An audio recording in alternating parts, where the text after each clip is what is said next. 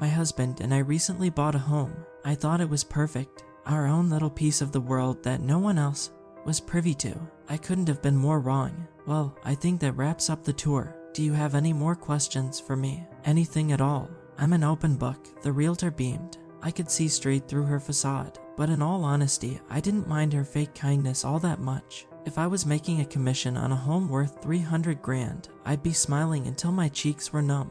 Nope, I'm all set, Clint said, looking to me for confirmation. I'm all good too. It was a pleasure to meet you, Carla. We'll be in touch, I replied, extending my hand. She eagerly snatched it, pulverizing my fingers in her vice grip.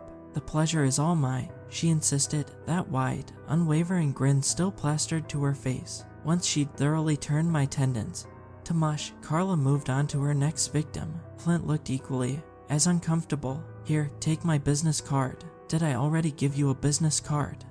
Forget it. Better safe than sorry, she said, slapping one into each of our outstretched hands. I winced. I still hadn't recovered from her death shake.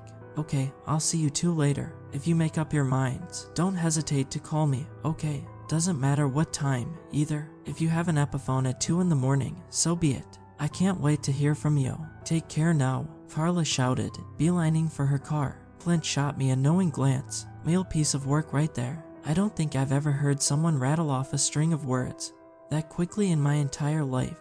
And that's really saying something, because I've listened to a lot of Eminem. You're not kidding, I giggled. Think she's on something. Meth, cocaine, coke, definitely coke. A jackrabbit hopped up on Monster would have less energy than her. You've got a point there. Now unlock the car, Mr. Comedian. I need to go take a nap.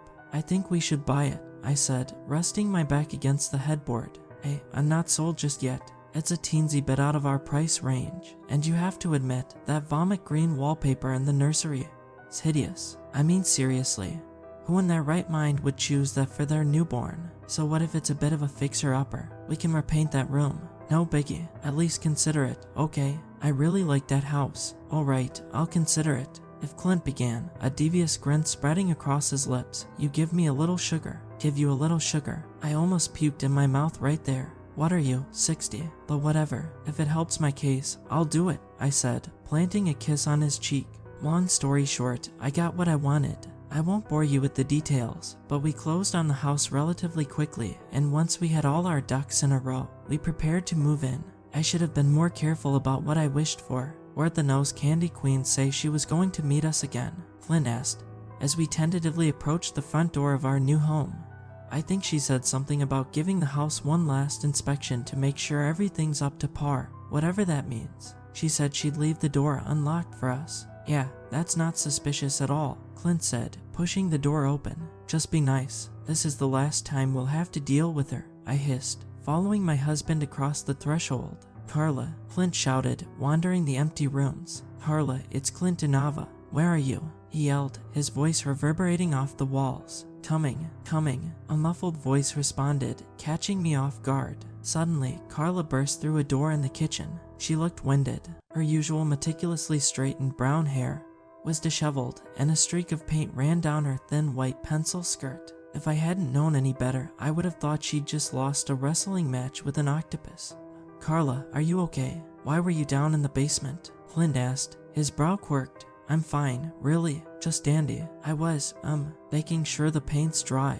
We had to have the basement redone last minute. Would you believe that I was careless enough to leave the door unlocked after the last tour? Well, as luck would have it, a pack of scoundrels waltzed right in, and what did they do? They wrote nasty curses on the walls in the basement. If I find them, It's okay, I interjected. New paint job.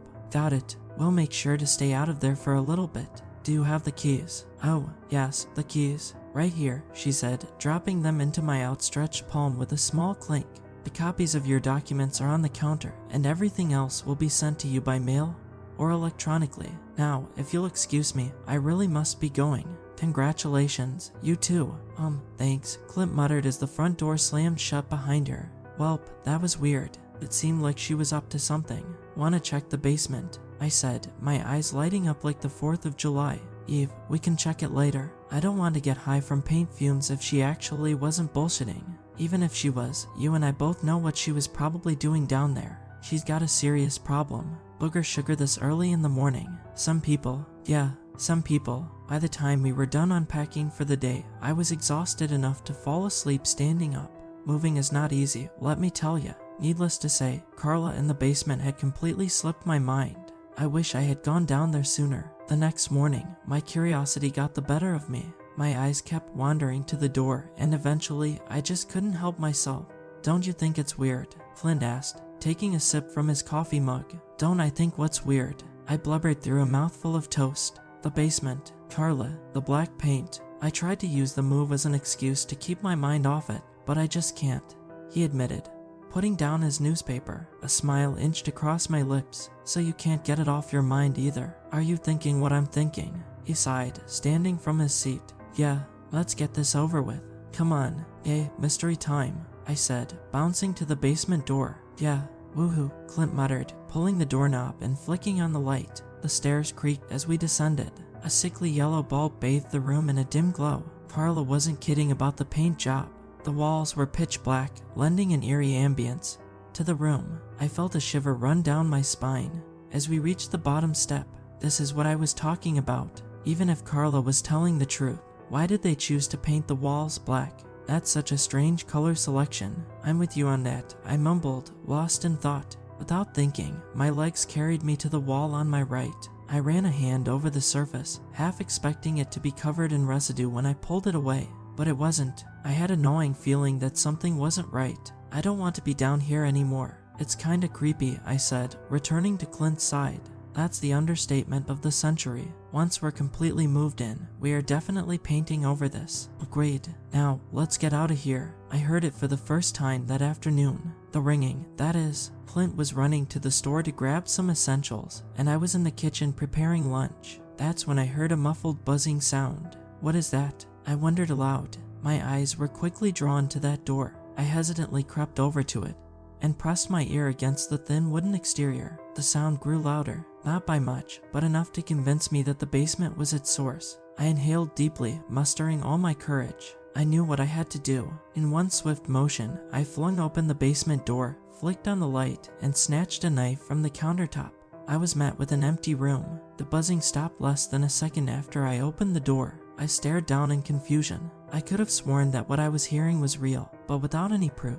I was beginning to question if I'd actually heard anything at all. Must be the stress. No point in getting worked up over it. And with that, I tried to push the incident out of my mind. I tried, I really did. But of course, I couldn't. Flint. And I spent the remainder of the day unpacking and getting more things moved. We again found ourselves in the kitchen, chowing down on takeout, when I decided to broach the subject. So, this might be a weird question, but have you heard buzzing lately? I dunno, what kind of buzzing? Flint asked, shoving a forkful of lo mein into his mouth. Vibrating. It's like someone has their phone on silent. I could have sworn I heard it coming from the basement earlier. No, not that I know of. Maybe you're just out of the blue. There it was. Dread curled in my stomach.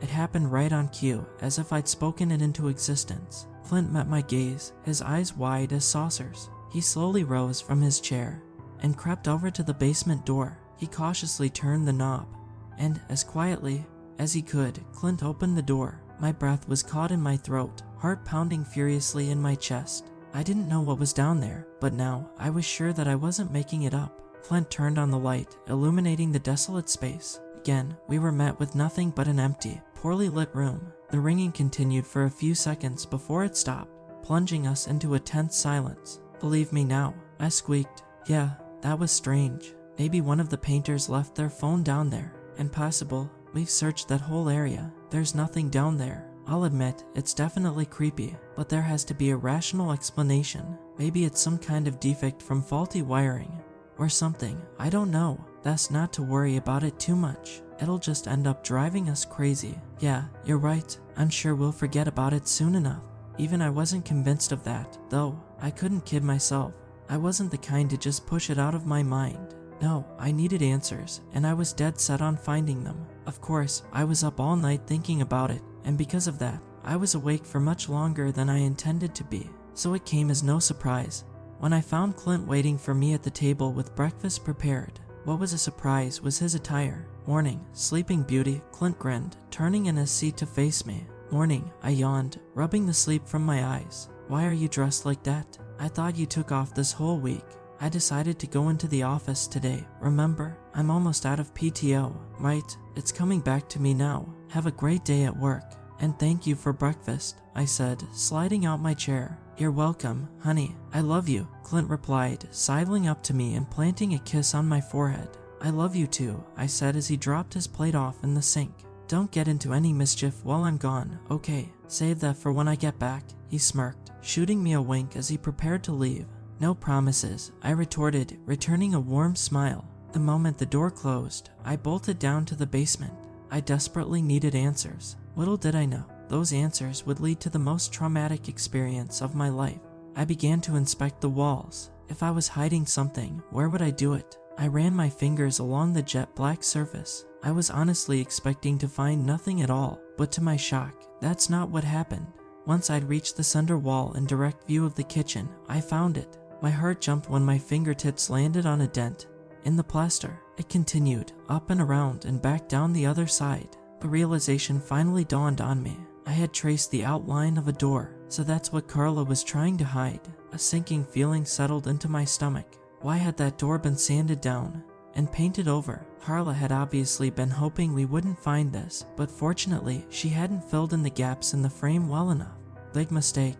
I began to feel around for where the doorknob used to be, but I found nothing. I sighed. I knew that Clint probably wouldn't approve of what I was about to do next, but I had to know. I sprinted upstairs and into the garage, where Clint had been keeping his tools. I rummaged through an assortment of wrenches and screwdrivers before I found what I'd been searching for. I triumphantly raised the hammer in my grip and pumped my fist, then returned to the basement. I faced the area where the door had been, mustering up my courage. I had the hammer raised, prepared to strike, but before I could, it started again. I instinctively leapt back, struggling to maintain my breathing. Come on, Eve, you can do this. I didn't wait for the noise to stop.